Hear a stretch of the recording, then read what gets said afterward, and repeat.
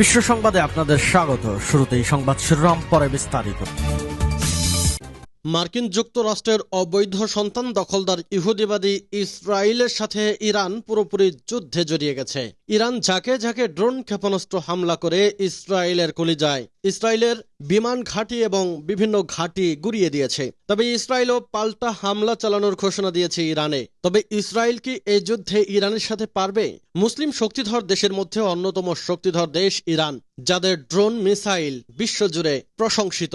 ইসরায়েলকে চারদিক থেকে ঘিরে ফেলেছে মুসলিম শক্তিধর দেশগুলো। স্বাধীনতাকামী যোদ্ধারা চারদিক থেকে ইসরায়েল জুড়ে হামলা চালিয়ে ইসরায়েলের সেনা এবং ঘাঁটি গুঁড়িয়ে দিচ্ছে। এরই মধ্যে যখন ইরান ঘোষণা দিয়ে যুদ্ধে নেমেছে আর রক্ষা নেই দখলদার ইহুদিবাদী ইসরায়েলের, এইবার ইরানের সাথে সরাসরি ইসরায়েলের বিরুদ্ধে নেমে গেছে রাশিয়া। আমাদের হাতে এসেছে ভয়ঙ্কর গুরুত্বপূর্ণ সংবাদ। ইরানের হাতের রাশিয়ার অস্ত্র এবার কি করবে ইসরায়েল? এরপর জানিয়ে দেব মার্কিন ভেটোতে আটকে যেতে পারে ফিলিস্তিনের সদস্যপদ। আরো জানাবো জেলেনস্কির মিথ্যাচার ফাঁস, ইউক্রেনে কোণঠাসা পশ্চিমারা। এরপর জানাবো ইসরায়েলের বিরুদ্ধে বিস্ফোরক মন্তব্য ইহুদি নেতাদের। এবং সর্বশেষ জানিয়ে দেব ইসরায়েলের সঙ্গে উত্তেজনার মধ্যেই সুখবর পেল ইরান। এতক্ষণ শুনছিলেন সংবাদ শিরোনাম, এখন বিস্তারিত। অনুরোধ থাকবে ভিডিওটিতে একটি লাইক দিন, কমেন্টস করে জানিয়ে দিন আপনি কোন জেলা থেকে বা কোথা থেকে এই সংবাদটি শুনছেন।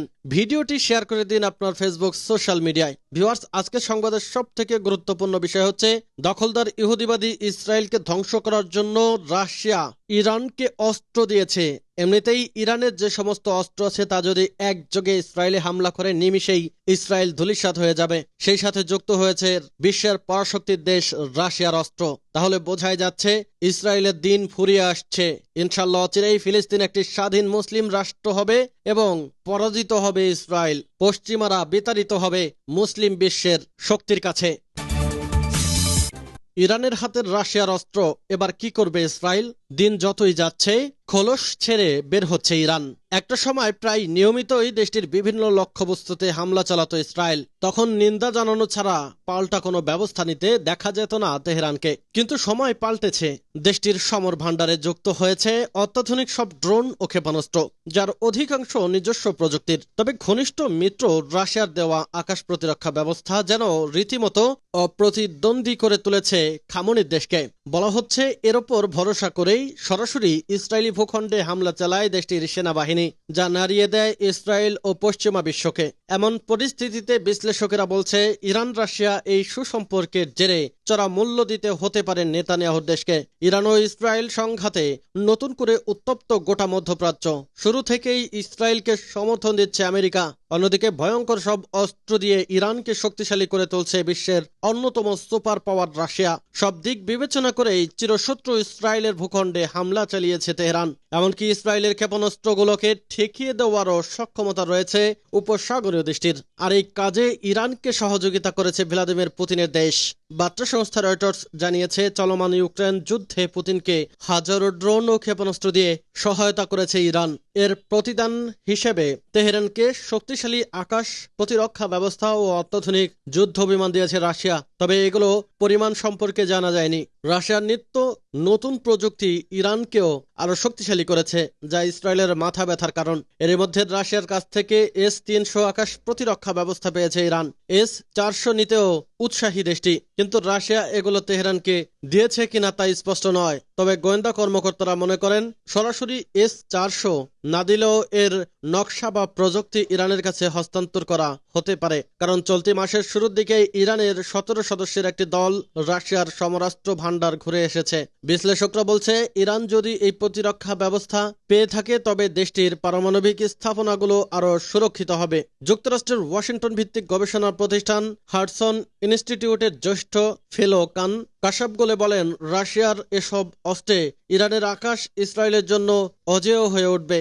ইসরায়েলের জন্য আরো ভীতিকর খবর হলো সম্প্রতি যৌথভাবে নতুন ড্রোন তৈরি শুরু করেছে মস্কো ও তেহরান। ফাঁস হওয়া নথিতে সামনে এসেছে এসব তথ্য। বাইডেন প্রশাসনের কর্মকর্তারা বলছে তারা এসব নথির যথার্থ যাচাই করছে।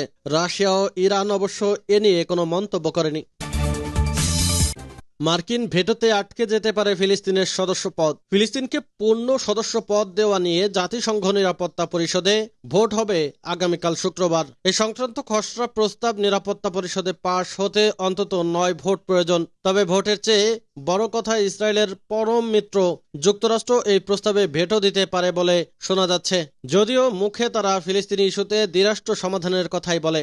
জাতিসংঘ নিরাপত্তা পরিষদে এই ভোটাভুটির মধ্য দিয়ে কার্যত ফিলিস্তিন রাষ্ট্রই স্বীকৃতি পাবে। কূটনীতিকরা জানান, 15 সদস্যের নিরাপত্তা পরিষদ শুক্রবার বেলা 3টার দিকে খসড়া প্রস্তাব নিয়ে ভোট অনুষ্ঠান করবে।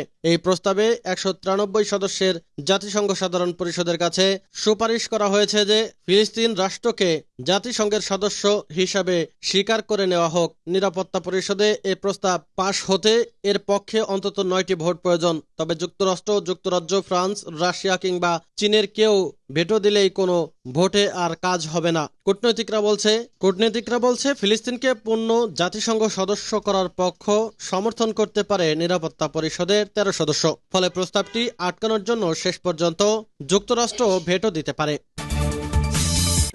জেলেনস্কির মিথ্যাচার ফাঁস, ইউক্রেনে কোণঠাসা পশ্চিমারা। 2 বছরের বেশি সময় ধরে চলছে ইউক্রেন রাশিয়া যুদ্ধ। এ যুদ্ধে মৃত্যু আর ক্ষয়ক্ষতির সংখ্যা নিয়েও বিভিন্ন লুকোচুরি।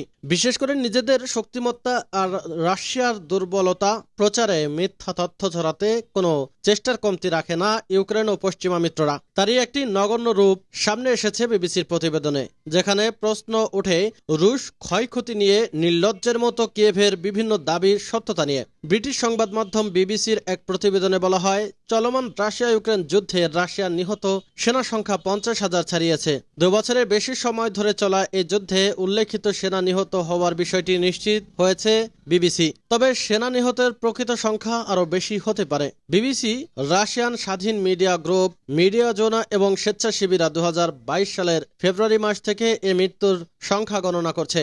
এ সময় তারা কবরস্থানে সৈন্যদের কবর, বিবিসির দাপ্তরিক প্রতিবেদন, সংবাদপত্র ও সামাজিক যোগাযোগ মাধ্যম সহ উন্মুক্ত উৎস থেকে পাওয়া তথ্য এই পরিসংখ্যান তৈরিতে ব্যবহার করে। বিবিসির প্রতিবেদনে বলা হয়, যুদ্ধ শুরুর প্রথম 12 মাসে যত সংখ্যক সেনা নিহত হয়েছে তার চেয়ে পরবর্তী 12 মাসে 25% সেনা বেশি নিহত হয়েছে।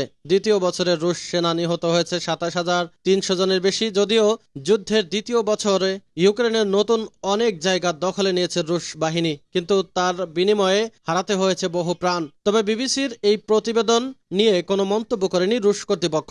প্রতিবেদনে বলা হয়েছে, রুশ সেনা নিহত হওয়ার এই পরিসংখ্যান রাশিয়া অধিকৃত দোনেৎস্ক ও লুহানস্কে নিহত মিলিশিয়াদের সংখ্যা অন্তর্ভুক্ত নয়। সেগুলো হিসাবে নিলে সামগ্রিক সেনা মৃত্যুর সংখ্যা 50,000-এর কয়েক গুণ বেশি হবে। ইসরায়েলের বিরুদ্ধে বিস্ফোরক মন্তব্য ইহুদি নেতার। বিশ্বের বিভিন্ন দেশে ছড়িয়ে থাকা ইহুদিদের নিজ রাষ্ট্র ও ইসরায়েলের প্রতি সমান আনুগত্য পোষণ করতে হয় এমন একটি ধারণা প্রচলিত। প্রভাবশালী পশ্চিমা দেশগুলোর ইহুদি সমাজের বিভিন্ন কর্মকাণ্ডেও এই চরিত্রই ফুটে ওঠে প্রবলভাবে। ঠিক এই মুহূর্তে যখন ইরান ইসরায়েল যুদ্ধের দ্বারপ্রান্তে বিশ্ব, তখন শিয়া মুসলিম অধ্যুষিত ও প্রবল ইসরায়েল বিরোধী রাষ্ট্র ইরানের ইহুদি সম্প্রদায় তেল আবিবের বিরুদ্ধে তেহরানের পদক্ষেপকেই সমর্থন করছে। এক সাক্ষাৎকারে দেশটির সংসদের ইহুদি সম্প্রদায়ের প্রতিনিধি হুমায়ুন শামিয়া নাফা আবাদি এমনটাই জানান। তিনি বলেন, বিশ্বজুড়ে অনেক ইহুদি ফিলিস্তিনে বর্বর ইহুদিবাদী আগ্রাসনের বিরুদ্ধে। যদিও বিভিন্ন দেশের সরকার ও সংস্থাগুলো ইহুদি সম্প্রদায়কে শতভাগ সমর্থন করে। ইসরায়েলের সঙ্গে উত্তেজনার মধ্যেই সুখবর পেল ইরান। বিগত 6 বছরের মধ্যে যে কোনো সময়ের চেয়ে চলতি বছরে সর্বোচ্চ পর্যায়ে পৌঁছেছে ইরানের তেল রপ্তানি, যার ফলে প্রতি বছর দেশটির অর্থনীতিতে অন্তত $35 বিলিয়ন প্রবৃদ্ধি হয়েছে। খবর ব্রিটিশ সংবাদ মাধ্যম ফিনান্সিয়াল টাইমসের।